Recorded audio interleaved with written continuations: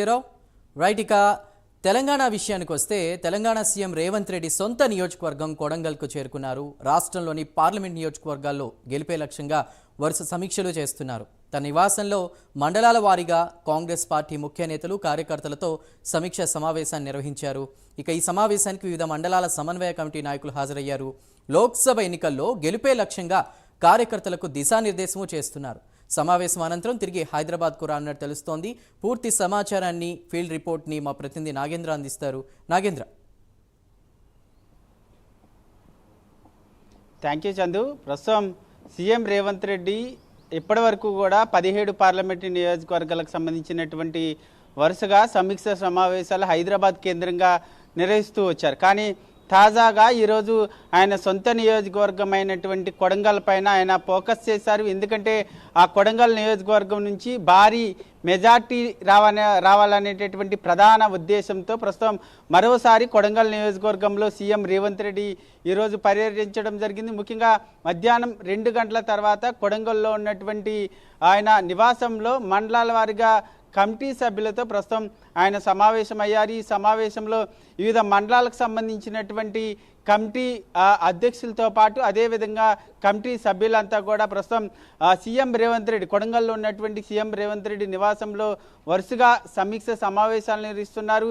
ఈ సమావేశంలో ప్రధానంగా రాబోయేటటువంటి పార్లమెంట్ ఎన్నికల్లో అనుసరించాల్సినటువంటి వ్యూహాలతో పాటు మరొకవైపు ప్రధానంగా ప్రతి గడపకి అదేవిధంగా ప్రతి ఓటర్ చెంతకు కూడా కాంగ్రెస్ పార్టీ తాజాగా తుక్కుగూడ వేదికగా ప్రకటించినటువంటి ఎన్నికల మేనిఫెస్టోతో పాటు మరొక వైపు 5 గ్యారంటీలకు సంబంధించినటువంటి ఈ అన్ని అంశాలను కూడా ప్రధానంగా ప్రతి గడపకి తీసుకెళ్ళాలి. అదేవిధంగా ప్రతి ఓటర్కి కూడా కాంగ్రెస్ అధికారంలోకి వస్తే ఏం చేస్తామన్న దానిపైన ప్రధానంగా ఫోకస్ చేస్తూ ఆ అన్ని అంశాలను కూడా ప్రతి ఒక్కరికి తెలియజేసే దిశగా ప్రస్తుతం ఆ వ్యూహాలన్నింటినీ కూడా అమలుపరచాలంటూ కూడా కాంగ్రెస్ శ్రేణులకి మండల కమిటీకి సంబంధించినటువంటి సభ్యులందరికీ కూడా ప్రస్తుతం సీఎం రేవంత్ రెడ్డి దిశానిర్దేశం చేస్తున్నటువంటి పరిస్థితి అది కనిపిస్తుంది. ఎందుకంటే తన సొంత నియోజకవర్గంలో దాదాపు 50,000కు పైగా కూడా మెజార్టీ రావాలనేటటువంటి ఉద్దేశంతో సీఎం రేవంత్ రెడ్డి ఉన్నారు. దానిలో భాగంగానే ఈరోజు మరోసారి కొడంగల్లో పర్యటిస్తున్నటువంటి పరిస్థితి కనిపిస్తుంది. ఇప్పటికే ఒకవైపు రాష్ట్ర వ్యాప్తంగా కాంగ్రెస్ పార్టీ ఎన్నికల ప్రచారాన్ని కూడా ముమ్మరం చేస్తుంది.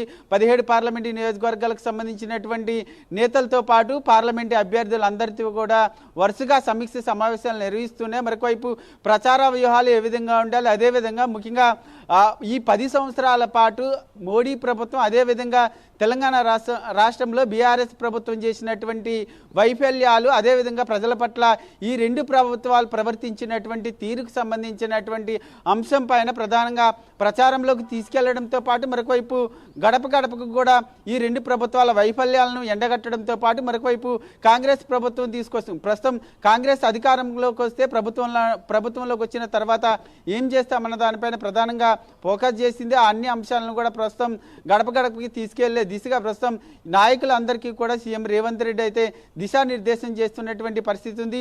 దీంతో పాటు మరొక వైపు అగ్రనేతలకు సంబంధించినటువంటి ప్రచారాలకు సంబంధించి ప్రధానంగా ఇప్పటికే సీఎం రేవంత్ రెడ్డి ఫోకస్ చేశారు.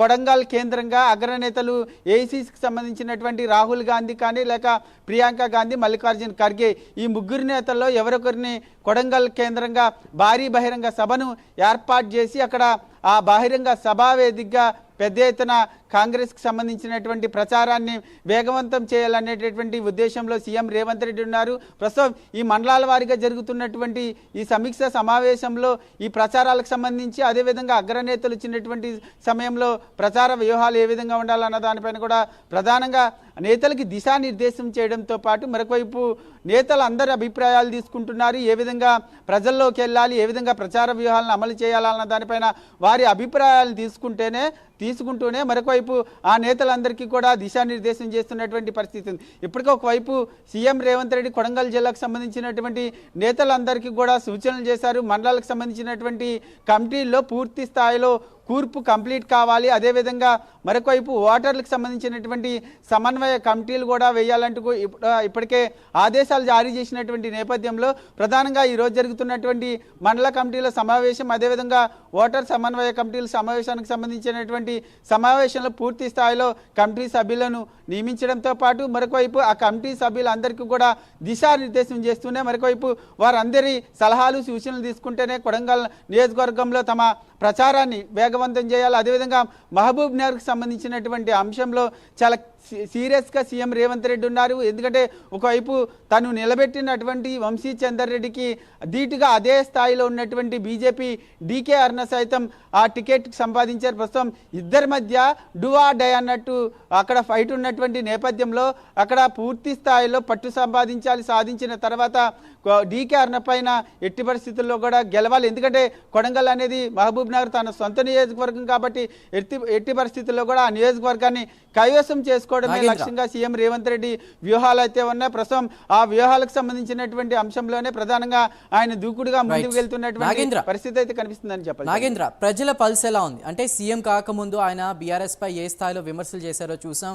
మళ్ళీ కొంతకాలం సంయమనం పాటించినట్టు, మానవత్వం చూపినట్టు కూడా కొన్ని ప్రసంగాల్లో అయితే ఆయన చెప్పడం జరిగింది. మళ్ళీ ఇప్పుడు బీఆర్ఎస్ పై అదే స్థాయిలో విమర్శలు చేస్తున్నారు. పర్యటనలు, ప్రచారాలు ఏ విధంగా ఉన్నా ప్రజల పల్స్ ఏ విధంగా ఉంది కాంగ్రెస్ ప్రభుత్వంపై?